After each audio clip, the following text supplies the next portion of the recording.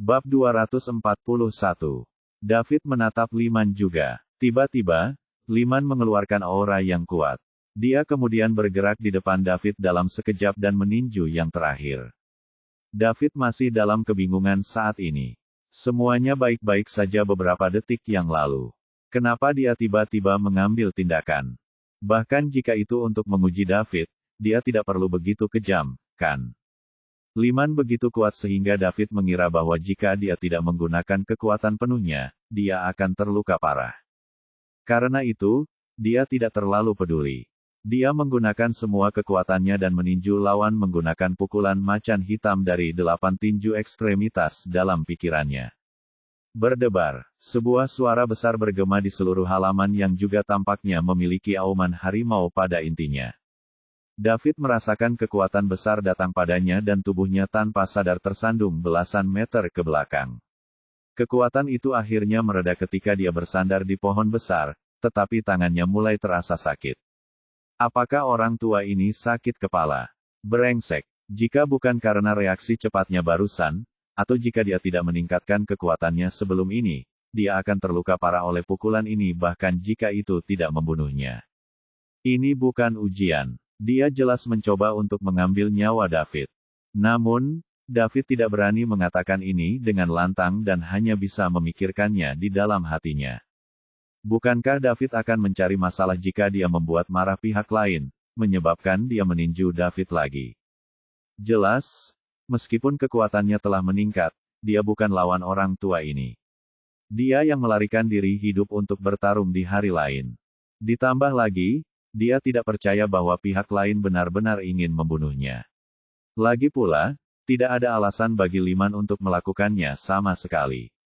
David tidak tahu bahwa ketika dia melepaskan auranya untuk melawan Liman, Liman sudah tahu bahwa kekuatannya lebih dari sekadar puncak peringkat harimau. Namun, Liman masih berjuang untuk percaya ini. Menurut informasi David, dia seharusnya baru berusia 21 tahun sekarang, kan? Melampaui puncak peringkat harimau pada usia 21 dan memasuki peringkat naga. Bahkan jika yang legendaris mengetahuinya, rahangnya akan jatuh, apalagi Liman. Berapa umurnya saat pertama kali memasuki Dragon Rank? Jika dia ingat dengan benar, itu seharusnya 27. Ini benar-benar tidak bisa dipercaya.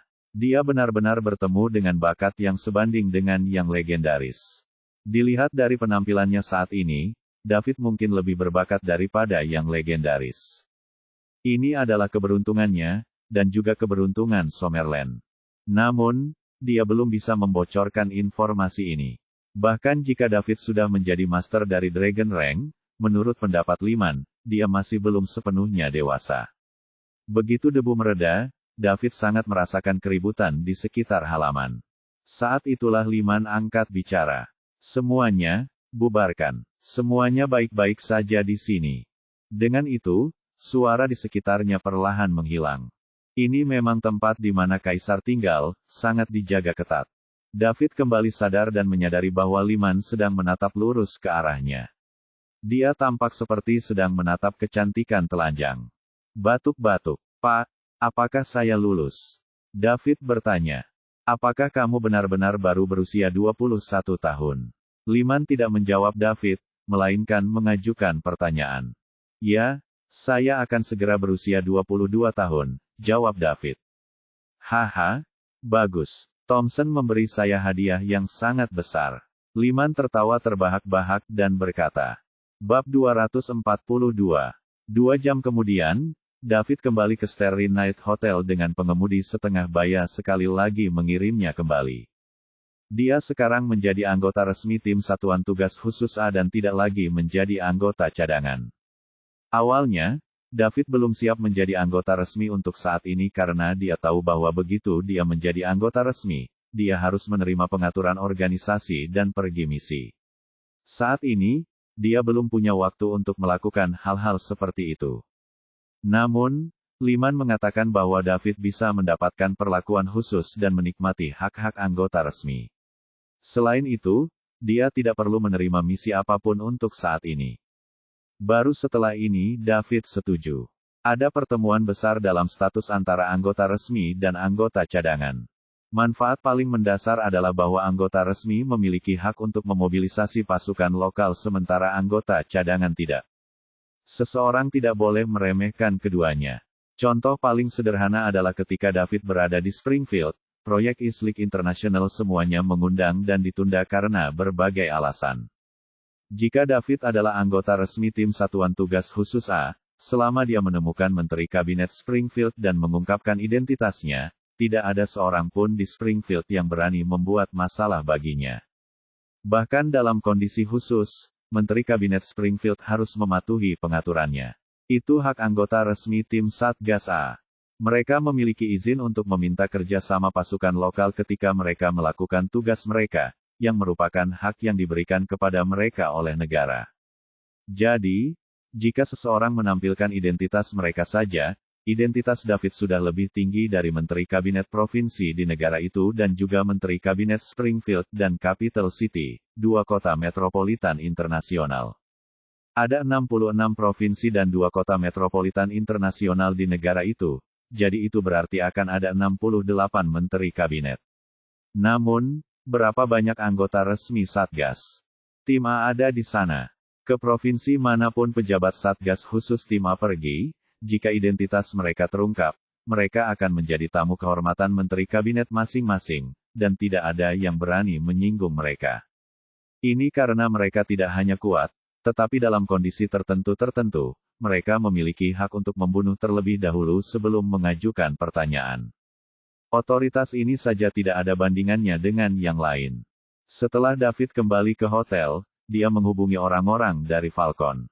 Dia akan segera mengkonfirmasi identitas ini sehingga dia bisa menjalankan bisnisnya. Orang-orang dari Falcon meminta David untuk menunggu di hotel juga. Kali ini, pihak lain datang lebih cepat, dan mereka tiba dalam waktu kurang dari 1 jam. Mereka meminta David untuk naik ke lantai atas hotel dan mereka akan segera berada di sana. Sebelum David sempat bertanya, pihak lain menutup telepon. Daud bingung, apa yang akan dia lakukan di lantai atas. Namun, dia masih melakukan apa yang diminta pihak lain. David pergi ke lantai atas hotel hanya untuk menemukan bahwa itu sangat besar dan ada beberapa helikopter yang diparkir di atasnya. Pada saat ini, dia tiba-tiba menyadari bahwa dia pergi dengan helikopter. David tidak menunggu lama sebelum sebuah helikopter militer mendekatinya dari jauh sebelum perlahan turun 4 atau 5 meter dari lantai atas hotel. Setelah ini, tali setebal ibu jari diturunkan sebelum helikopter berhenti bergerak. Seorang pria berseragam militer melambai kepada David dari kursi kopilot helikopter, memberi isyarat padanya untuk segera naik.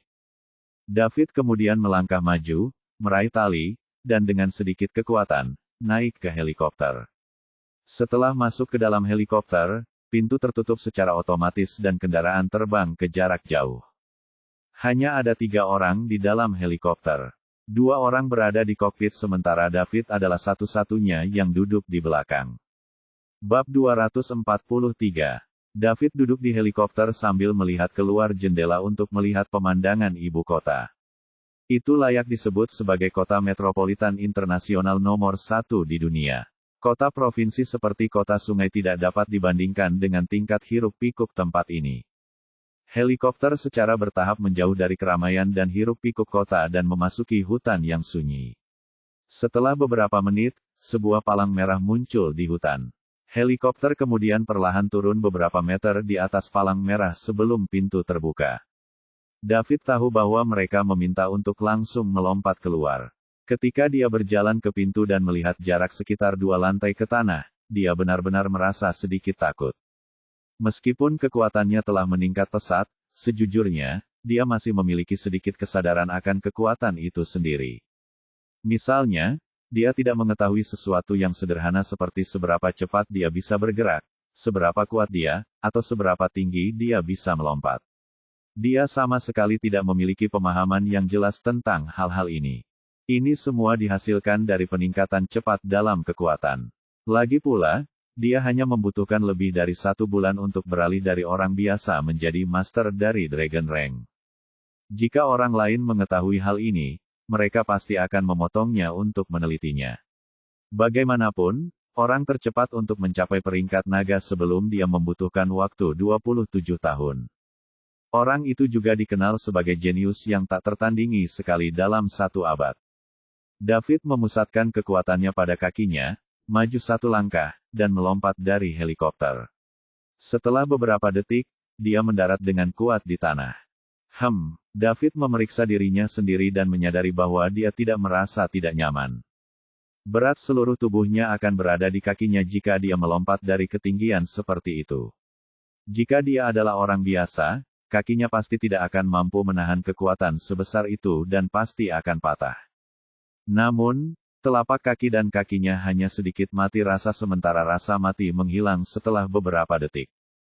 Benar saja, dia tidak lagi dalam kategori yang sama dengan orang biasa. Saat David mendarat di tanah, helikopter menutup pintu dan terbang menjauh. Dia kemudian menggunakan kekuatan pikirannya untuk membaca situasi di sekitarnya. Dia bisa merasakan bahwa ada banyak orang di sekitarnya, tetapi ketika dia melihat sekelilingnya, dia hanya melihat rumput hijau dan pepohonan. Dia tidak bisa melihat satu orang pun. Rupanya orang-orang ini adalah ahli penyamaran. Oleh karena itu, David berpura-pura tidak tahu apa-apa dan hanya berdiri di sana dan menunggu. Dia di sini untuk melewati formalitas untuk bergabung dengan Falcon, jadi pihak lain pasti tidak akan menunggu di sini. Benar saja, setelah sekitar 5 menit, peluit berbunyi. Kemudian, ada pengajar di rerumputan dan di hutan sekitar 7 atau 8 orang perlahan muncul dan keluar untuk mengurung David. "Apakah kamu David Liddell?" salah satu dari mereka bertanya. David memandangnya tetapi sama sekali tidak tahu seperti apa rupa pria itu. Seluruh wajah dan tubuhnya dicat dengan warna hijau yang mirip dengan pemandangan di sekitarnya, dan wajahnya benar-benar tersembunyi. 7 atau 8 orang di sekitar juga berpakaian sama. "Saya," jawab David, "kamu ingin bergabung dengan Falcon tetapi kamu bahkan tidak sedikit pun waspada. Jika kami adalah musuhmu, kamu pasti sudah mati berkali-kali. Anda turun dari helikopter dan hanya berdiri di sana dengan bodoh. Apakah Anda tidak tahu cara menemukan tempat untuk bersembunyi? Apakah Anda punya banyak hal untuk otak?" Pria ini segera mulai memarahi David, yang membuat David bingung. David ingin mengatakan bahwa dia telah menemukan mereka semua sejak lama dan bahwa jika dia adalah musuh mereka, tidak seorang pun dari mereka akan dapat keluar dari sana hidup-hidup. David merasa bahwa orang-orang ini terlalu lemah, dan dia berasumsi bahwa mereka hanya berada di peringkat harimau. Tak satu pun dari mereka berada di peringkat naga. Jika David benar-benar melawan mereka, tidak ada gunanya tidak peduli seberapa baik mereka bersembunyi. Kekuatan pikiran David yang kuat bukanlah lelucon. Namun, dia tidak mengatakan semua itu. Lagi pula, lebih baik tetap low profile karena dia baru saja tiba di sini. Ditambah lagi, dia juga tidak percaya bahwa tidak akan ada master di Falcon. Bahkan tim Satuan Tugas Khusus A memiliki begitu banyak orang yang tidak bisa dia kalahkan. Karena Falcon terkenal sebagai Satuan Tugas Khusus, maka masuk akal jika ada beberapa master di sini juga. Namun, orang-orang ini pastilah yang terbaik dari yang terbaik di Falcon, dan mereka tidak akan menunjukkan diri mereka tanpa alasan. Bab 244. Saya mengerti, itu tidak akan terjadi lagi di masa depan, Tuan. David menjawab, itu tidak akan terjadi lagi. Anda sudah mati, tetapi Anda berbicara tentang masa depan. Sebagai anggota Falcon, kita harus selalu waspada. Bukan hanya berarti Anda akan kehilangan nyawa jika gagal, tetapi Anda juga bisa menyeret rekan satu tim Anda, lanjut Ivan Tomlinson memarahi David. Ivan membenci orang-orang seperti David yang direkrut langsung ke Falcon tanpa dilatih oleh militer atau melalui seleksi berlapis. Orang-orang seperti ini masuk karena mereka berasal dari keluarga besar, dan mereka datang dengan cara menarik agar mereka bisa menikmati pelatihan sendiri sebelum disebut anggota Falcon. Meskipun mereka hanya pekerja lepas, mereka masih bagian dari grup. Menjadi bagian dari Falcon adalah kehormatan yang mereka perjuangkan dengan keras dan mempertaruhkan hidup mereka, tetapi sekarang mereka dianggap sebagai hiasan bagi orang-orang ini untuk pamer di luar.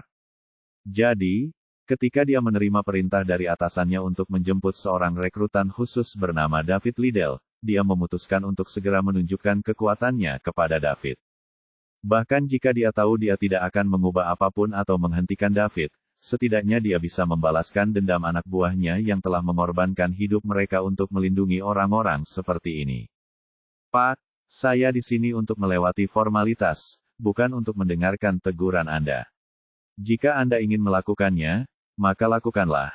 Tetapi jika Anda tidak mau, saya juga tidak masalah.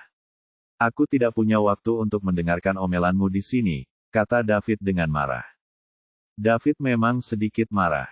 Ketika dia bekerja paruh waktu sebelumnya, dia telah bertemu banyak bos dan pelanggan seperti ini, terutama ketika dia mengantarkan makanan. Namun, pada saat itu, dia masih seorang pria miskin tanpa nama apapun, dan dia harus menanggung apapun yang terjadi. Tetapi sekarang dia adalah orang terkaya di dunia, mengapa dia masih menanggung keluhan seperti itu? Selain itu, tidak masalah baginya apakah dia bergabung dengan Falcon atau tidak. Statusnya sebagai anggota resmi Satuan Tugas Khusus Tim A sudah cukup baginya untuk bertindak seperti poser. Bergabung dengan Falcon sekarang hanya akan menjadi lapisan gula pada kue. Akan lebih baik jika dia bisa bergabung, tetapi tidak masalah jika dia tidak bisa. Namun, pada saat ini, dia tidak ingin menderita keluhan ini. Dia sudah cukup dengan ini selama 21 tahun terakhir. Dia pikir dia telah menunjukkan rasa hormat yang cukup untuk orang-orang ini pada awalnya, dan dia masih tidak tahu mengapa orang-orang ini menargetkannya. Ketika David mengatakan ini, bukan hanya Ivan, semua anggota Falcon lainnya memandangnya dengan ejekan. Beraninya anak ini berbicara kembali kepada Kapten Tomlinson. Ini akan bagus. Semua orang tahu bahwa Kapten Tomlinson paling memandang rendah rekrutan khusus semacam ini. Mereka semua adalah anak-anak dari keluarga besar yang ingin masuk untuk melatih diri. Mereka tidak memiliki kemampuan yang diperlukan sama sekali, dan mereka sangat bermasalah. Sepertinya mereka harus membawa David kembali hari ini. Apakah kamu memprovokasi saya, Nak? Ivan berkata dengan tatapan dingin di matanya. Tuan, saya di sini untuk melewati formalitas. Katakan saja jika Anda ingin melanjutkannya. Saya bukan bawahan Anda dan saya memanggil Anda Tuan sebagai tanda hormat. Saya tidak punya waktu untuk disia-siakan dengan Anda, kata David acuh tak acuh. Anda adalah bawahan saya jika Anda sudah menjadi freelancer Falcon dan saya berhak mendidik Anda, kata Ivan dengan sungguh-sungguh. Tuan, saya tidak menyinggung Anda, kan? Apa yang kamu inginkan? Jika kamu tidak ingin melanjutkan, maka aku akan G0 saja, kata David tanpa daya. Aku ingin mengajarimu bagaimana menjadi manusia yang baik. Ayo, beri anak ini pelajaran. Biarkan dia tahu bahwa Falcon bukan tempat untuk anak-anak dari keluarga besar, kata Ivan kepada anggota Falcon di sekitarnya. Biarkan aku yang melakukannya. Salah satu anggota tim berdiri. Jangan terlalu keras padanya. Buat dia terbaring di tempat tidur selama setengah bulan, kata Ivan kepada anggota. Roger, Kapten Tomlinson, jawab anggota itu. Silakan, saya akan membiarkan Anda melakukan 3 gerakan terlebih dahulu, kata anggota itu kepada David lagi. Apakah kita benar-benar melakukan ini? David bertanya. Omong kosong apa? Saya meminta Anda untuk melakukannya jadi lakukan saja. Jangan khawatir, saya hanya akan membuat Anda terbaring di tempat tidur paling lama setengah bulan. Petik 2. Jika kita benar-benar bertarung, kamu tidak cukup untukku. Apakah kamu meremehkanku, Nak? Aku tidak meremehkanmu secara khusus, aku memandang rendah semua orang yang hadir, kata David setelah melihat sekeliling. Bab 245. Kali ini, dia langsung menyinggung semua orang. Semua orang siap untuk memberi David pelajaran. Persetan. Anggota hanya mengatakan satu kata. David mendekatinya dalam sekejap dan meletakkan tangannya di bahunya sebelum mengangkat lututnya, segera menjatuhkan pria itu. Anggota di sekitarnya juga bereaksi dengan cepat dan mulai menyerang David.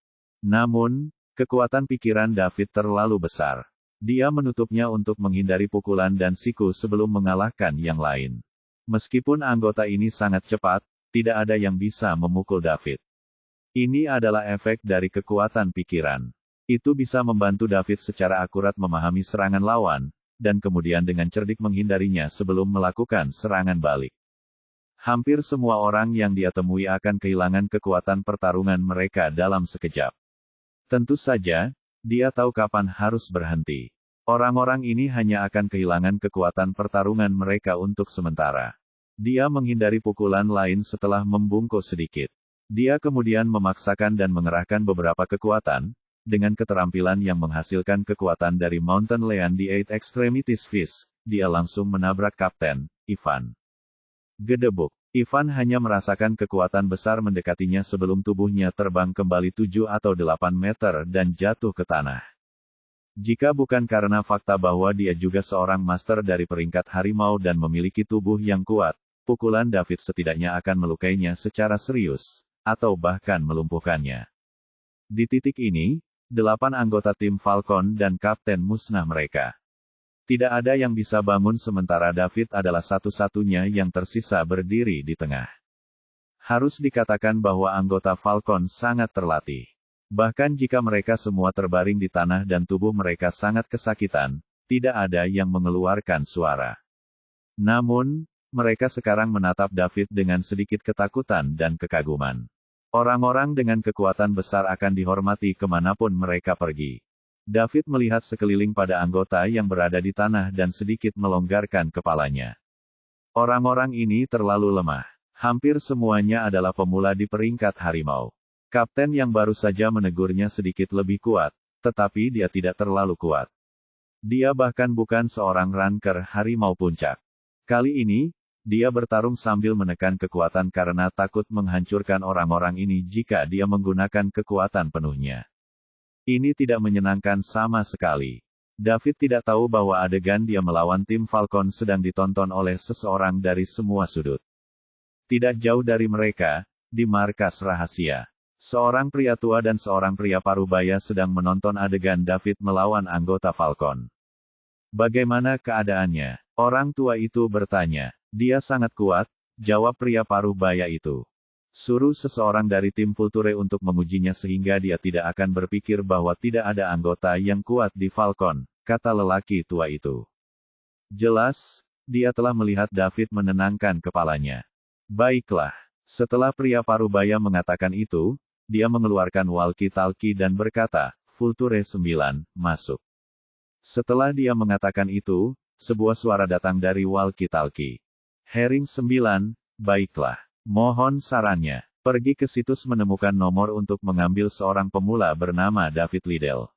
Saat Anda melakukannya, pergilah dan uji kemampuannya, kata pria parubaya itu. Diterima. Bab 246. David berjalan ke arah Ivan dan bertanya, Pak, Anda yang ingin menyerang saya lebih dulu, jadi Anda tidak bisa menyalahkan saya, kan? Aku hanya membela diri. Lagi pula, tidak ada yang ingin dipukul begitu parah hingga mereka harus terbaring di tempat tidur selama setengah bulan, bukan? Dan aku tidak habis-habisan kamu, jadi kamu hanya perlu tinggal di tempat tidur paling lama 3 hari. David, aku meremehkanmu, kamu memang berbeda dari anak-anak lain dari keluarga kaya. Tunggu saja, seseorang akan segera menjemputmu. Ivan menahan rasa sakit dan berkata. Kekuatan David benar-benar melebihi harapannya saat tim yang terdiri dari 9 orang dikalahkan bahkan sebelum mereka sempat menyentuh David.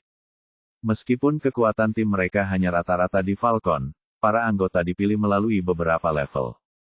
Selain itu, dalam misi mereka juga mengalami situasi hidup atau mati. David mampu mengalahkan tim mereka tanpa cedera, jadi dia berhak menjadi sombong. Dia berbeda dari anak-anak dari keluarga besar yang datang ke sini hanya untuk mendapatkan gelar. Baiklah, aku akan menunggu, kata David. Dia tidak punya pilihan selain menunggu. Segera, ada lagi janji di hutan sekitarnya. David mengira bahwa orang-orang yang datang menjemputnya ada di sini, tetapi dia tidak menyangka bahwa orang-orang yang datang hanya di sini untuk membawa pergi orang-orang yang telah dikalahkan olehnya. Dia mencoba mengajukan pertanyaan kepada mereka tetapi mereka semua mengabaikannya. Baiklah, dia akan terus menunggu. Jika dia tidak berada di pegunungan dan dia tidak dapat menemukan jalan kembali, dia pasti sudah pergi sejak lama. Tidak apa-apa untuk tidak bergabung dengan Falcon. Dia menunggu beberapa menit lagi. Kekuatan pikiran David merasakan aura kuat datang dan dia langsung bersemangat dan melihat ke hutan di seberangnya. Seorang pria yang mengenakan pakaian yang sama dengan anggota Falcon muncul. Namun, David memperhatikan bahwa meskipun pakaian mereka serupa, gambar di lengan mereka berbeda. Orang-orang yang baru saja dia kalahkan memiliki serigala di lengan mereka sementara pria ini memiliki seekor burung di tangan. Ya, itu adalah seekor burung. Tidak, itu harus elang. Bagaimanapun, itu adalah sejenis burung besar. Kekuatan pikiran David yang kuat memahami bahwa pria ini berbahaya. Pria ini berasal dari tim Vulture of Falcon. Nama kodenya 9, jadi dia juga dipanggil nomor 9. Mereka tidak memiliki nama, hanya nama kode. Apakah kamu David Liddell? Nomor 9 bertanya. Saya, jawab David. Aku dikirim oleh kapten untuk menjemputmu. Lanjut nomor 9. Apakah mereka masih ingin menguji saya? Atau lebih tepatnya, apakah mereka masih ingin menyelidiki saya? David bertanya. Dia merasa bahwa Falcon harus mengirim seseorang yang begitu kuat untuk menyelidikinya. Sepertinya dia selalu melawan seseorang apakah dia berada di satuan tugas khusus kemarin atau Falcon hari ini. Mungkin mereka sedang menguji keahliannya yang sebenarnya. Memang, kata nomor 9. Ayo kita mulai, jawab David. Karena mereka akan bertarung, maka mereka harus menyelesaikannya dengan cepat. Dia harus kembali setelah dia selesai di sini. Dia tidak ingin menghabiskan malam di sini. Bukankah lebih baik tinggal di hotel bintang 10? Mengapa dia ingin tinggal di sini dan memberi makan nyamuk? Hati-hati kalau begitu, nomor 9 ingin. Kemudian, dia memfokuskan energinya pada kakinya dan menyerang David seperti misil. David tidak membuang waktu. Sejak orang ini muncul, dia tegang sepanjang waktu, siap bertarung kapan saja. Ketika nomor 9 menyerang David, David juga menyerangnya. Mereka bergerak sangat cepat, dan dalam sekejap mata, mereka bergerak ke tengah. Wah, kedengarannya seperti peluru artileri kecil yang meledak, menciptakan gelombang kejut yang kuat yang berdesir di area sekitarnya. David dan nomor 9 mundur beberapa langkah. Nomor 9 memandang David, matanya dipenuhi ketakutan. Di sisi lain, David menatap nomor 9 dengan hasrat membara untuk bertarung. Bab 247. Ini adalah lawan terkuat yang pernah dia hadapi selain Jordan dan Liman. Ketika dia bertemu Jordan, dia masih terlalu lemah, dan sebaliknya, Liman jauh lebih kuat darinya. Dengan itu, dia dikalahkan 2 kali. Orang di depannya adalah lawan terbaik dan David ingin menunjukkan kekuatannya sebanyak yang dia bisa untuk melihat di mana batas kekuatannya dan seberapa jauh dia dari yang terbaik Di dalam pangkalan, lelaki tua dan lelaki paruh baya itu jelas terkejut ketika mereka melihat David dan nomor 9 bertabrakan. David dan nomor 9 berada di level yang sama. Orang-orang itu sangat jelas tentang kekuatan nomor 9. Tim Vulture adalah tim terkuat dan paling elit di Falcon. Setiap anggota tim memiliki kekuatan untuk setidaknya memasuki Dragon Rank. Berapa umur Daud? Dia memiliki kekuatan yang setara dengan nomor 9 dari tim Vulture. Namun, mereka tidak berbicara dan malah terus menonton pertempuran. David dan nomor 9 mulai berkelahi lagi setelah berhenti sebentar. Berdebar, berdebar, berdebar. Jenis suara ini tidak pernah berhenti. Pukulan akurat ini membuat darah mereka berpacu. Keduanya adalah master dari Dragon Rank dan tubuh mereka sangat kuat. Itu sebabnya mereka berani saling berhadapan. Keunggulan David adalah dia memiliki tubuh yang kuat dan juga kekuatan pikiran yang kuat. Ditambah lagi, dia tahu Eight Extremities Fist, sebuah teknik bertarung yang terkenal karena keganasannya. Secara alami, dia tidak takut dengan pertempuran semacam ini. Tentu saja, dia juga memiliki kekurangan, yaitu dia tidak memiliki pengalaman bertarung yang cukup dan hanya mengandalkan kekuatan pikirannya yang kuat untuk menilai metode serangan lawan. Sebagai anggota tim Vulture Falcon, nomor 9 akan terus berinteraksi dengan semua jenis master dari luar negeri. Selanjutnya, dia bahkan akan berkeliaran di ambang kematian demi kehormatan negara. Meskipun kekuatan tubuh dan pikirannya tidak sebanding dengan David, dia memiliki banyak pengalaman tempur dibandingkan yang lain. Karena keseimbangan ini, keduanya hanya mengalami luka ringan setelah beberapa ratus putaran pertempuran. David semakin ganas saat dia bertarung. Ini adalah pertempuran yang bisa dia lawan sepuasnya. Rasa sakit di seluruh bagian tubuhnya membuatnya semakin haus darah. Dia hampir sepenuhnya mengabaikan pembelaannya. Dengan melakukan itu, dia hanya akan berhasil mengenai nomor 9 sekali untuk setiap 3 pukulan yang diberikan nomor 9 kepadanya. Berdebar, tabrakan lain menyebabkan keduanya terbang beberapa meter ke belakang. Namun, kali ini, David sudah siap. Dia menendang batu besar di belakangnya, menghilangkan kekuatan, dan menghentikan dirinya dari terhuyung mundur dalam waktu. Kemudian, dia menendang kedua kakinya dari batu, menyebabkan tubuhnya mulai menyerang di belakang nomor 9 dengan kecepatan kilat. Dia ingin menggunakan metode ini untuk mengakhiri pertarungan ini. Mountain Lion dari Eight Extremities Fist. Metode paling kuat dalam Eight Extremities Fist. Ini adalah manfaat dari memiliki kekuatan pikiran yang kuat. Saat dia dalam pertempuran, dia masih bisa mengawasi sekelilingnya dan membuat rencana pertempuran yang bermanfaat baginya. Saat nomor 9 terhuyung mundur, dia juga menabrak pohon besar dan menghentikan dirinya agar tidak jatuh. Saat dia akan bersiap untuk langkah selanjutnya, perasaan berbahaya membanjiri hatinya. Ini adalah perasaan yang dia kenali setelah mengalami banyak situasi hidup dan mati. Sebelum dia bisa berpikir banyak, dia berbalik dan berguling ke sisi lain, meninggalkan posisi awalnya. Ledakan. Sebelum dia bisa berdiri, suara keras memenuhi telinganya. David tidak menyangka nomor 9 akan bereaksi begitu cepat. Dia berhasil berguling dan menghindari serangan terkuatnya. Kali ini, dia tidak punya pilihan dan dia hanya bisa menahan diri sebelum menabrak pohon besar itu. Dampak besar menyebabkan David terhuyung beberapa langkah mundur. Dia jatuh ke tanah saat getaran mengguncang organ internalnya. Dia hampir muntah darah dari ini. Sial! Dia menderita karena dia tidak memiliki pengalaman tempur yang cukup. Pada saat ini, nomor 9 mendengar suara di telinganya. Nomor 9, itu sudah cukup. Anda bisa membawa David ke sini sekarang. Roger, jawab nomor 9. Kemudian, dia berkata kepada David, ayo, Kapten meminta saya untuk membawa Anda. David bangkit dan membersihkan dirinya dari debu sebelum mengikuti nomor 9 ke dalam hutan. Bab 248. Tidak terikat dari luar. Seorang anggota staf bersamanya. Nomor 9 menghilang setelah mengirimnya ke sini. Tak lama setelah David meninggalkan tempat munculnya nomor 3, dua orang yang baru saja menyaksikan pertarungan David dan nomor 9 tiba. Pria parubaya itu melihat lebih dekat ke pohon yang memukul David dengan pukulan terakhirnya. Bagaimana keadaannya? Orang tua itu bertanya. Dia sangat kuat. Ada beberapa retakan di tengah Hovon Bim yang padat. Pukulan ini sudah jauh melebihi kekuatan yang dibutuhkan untuk memasuki Dragon Rank. Jika bukan karena pengalaman nomor 9, pukulan ini akan cukup untuk mengirimnya pensiun dini.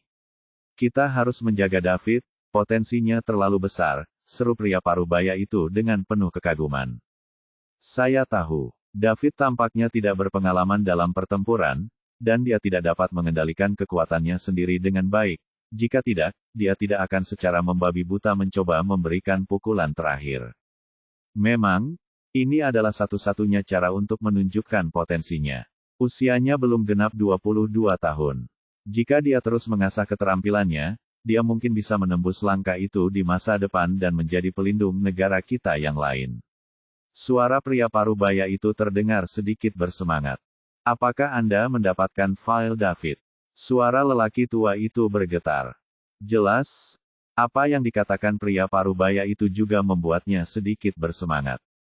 Seorang pelindung. Jika ada satu orang lagi seperti ini di Summerland, itu akan cukup untuk mengubah hierarki dunia saat ini. Itu telah diambil oleh satuan tugas khusus dan telah dibatasi dengan tingkat kerahasiaan tertinggi. Sepertinya Satgas Khusus sudah mengetahui kekuatan David. Masukkan David ke dalam tim Vulture Anda, dengan nama kode nomor 10. Biarkan dia menikmati perlakuan tingkat umum yang sama seperti anggota tim lainnya. Tapi bagaimana dengan Satgas Khusus? Agak tidak etis untuk melakukan ini, tanya pria parubaya itu. Jangan khawatir tentang mereka. Aturan yang diwajibkan untuk dilanggar.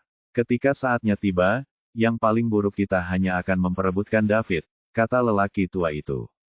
Saya mendapatkannya. Tak lama setelah David duduk, staf memberikan beberapa dokumen untuk ditandatangani.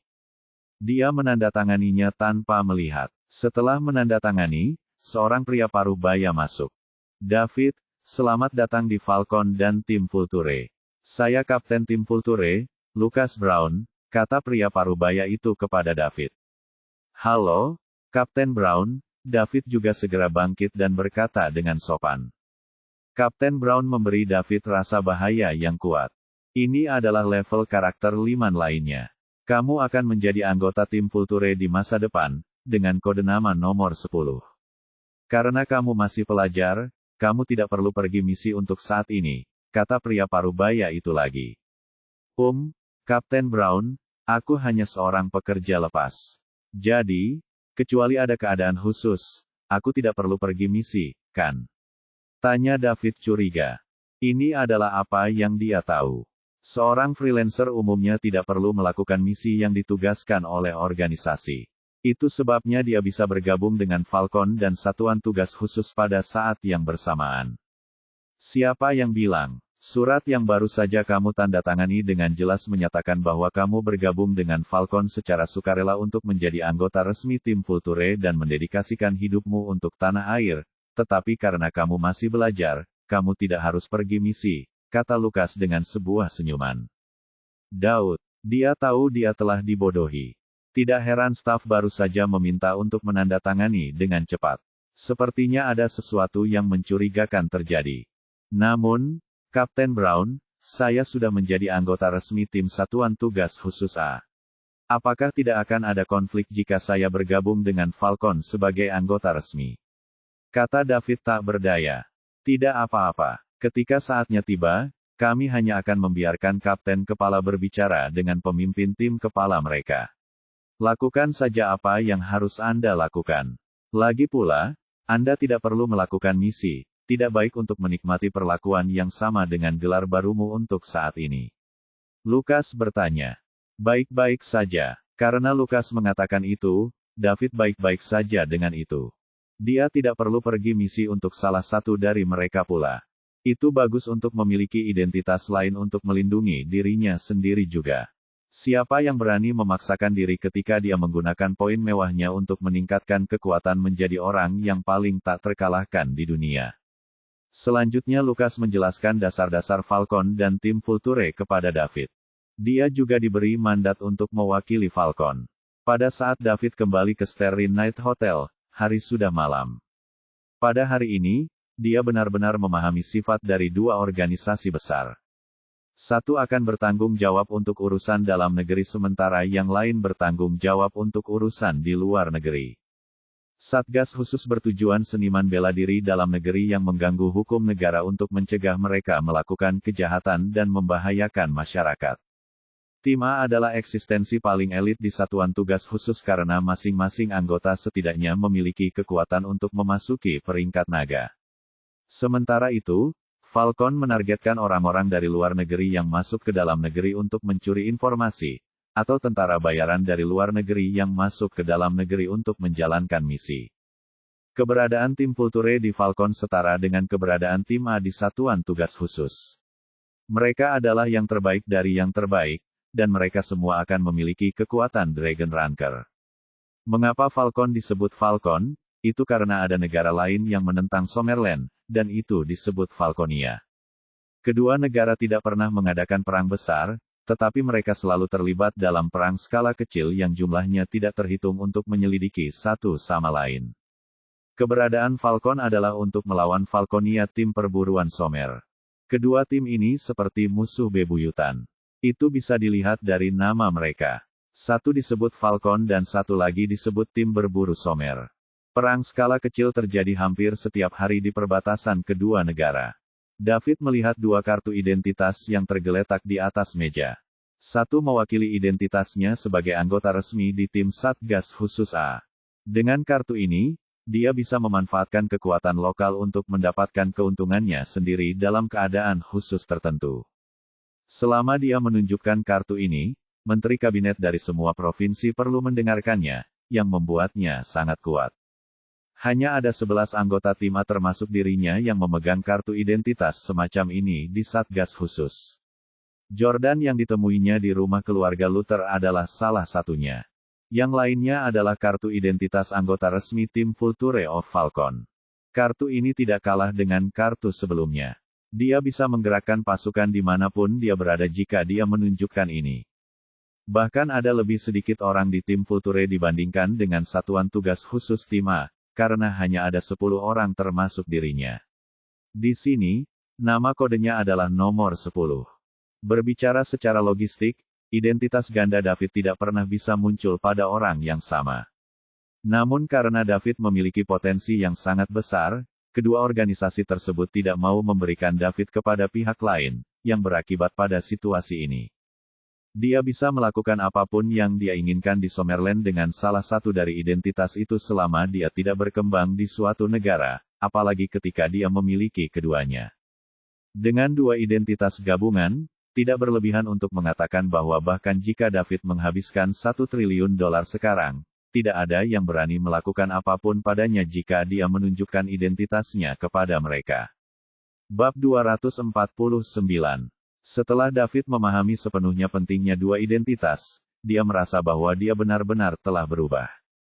Dia berubah dari orang yang tidak berguna yang tidak memiliki apa-apa selain harga diri yang rendah menjadi orang yang sekarang tidak hanya memiliki kekayaan tak terbatas tetapi juga status tinggi di negara ini. Dengan gabungan identitas sebagai anggota resmi tim Satuan Tugas Khusus A dan tim Falcon Vulture, dapat dikatakan bahwa Menteri Kabinet Provinsi dan Kota serta Komandan Militer setempat perlu menunjukkan rasa hormat kepadanya. Tentu saja, apa yang harus mereka bayar untuk mendapatkan perawatan seperti itu tidak sebanding dengan orang biasa karena mereka sering harus membahayakan nyawa mereka untuk pergi misi. Lyman dan Lucas juga mengatakan kepadanya bahwa selama dia tidak melakukan pengkhianatan dan merugikan negara dan masyarakat, Satuan Tugas Khusus dan Falcon akan selalu mendukungnya.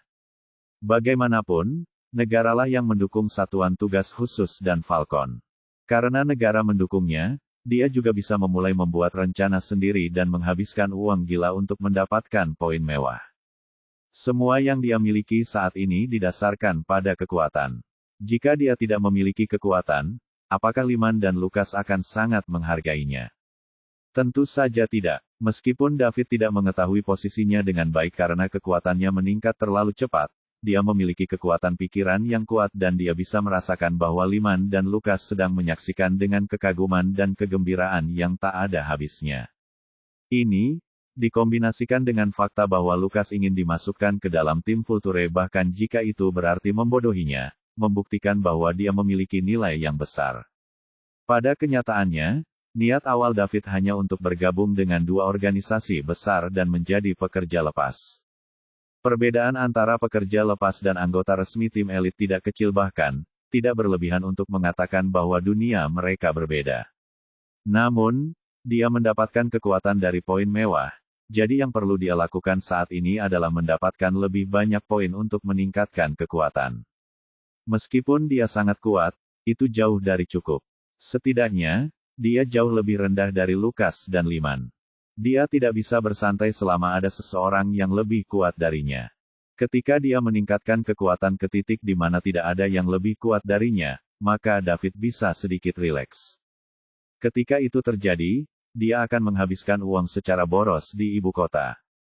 Dia akan secara acak membeli beberapa rumah di ibu kota, tempat di mana setiap inci tanah sangat mahal.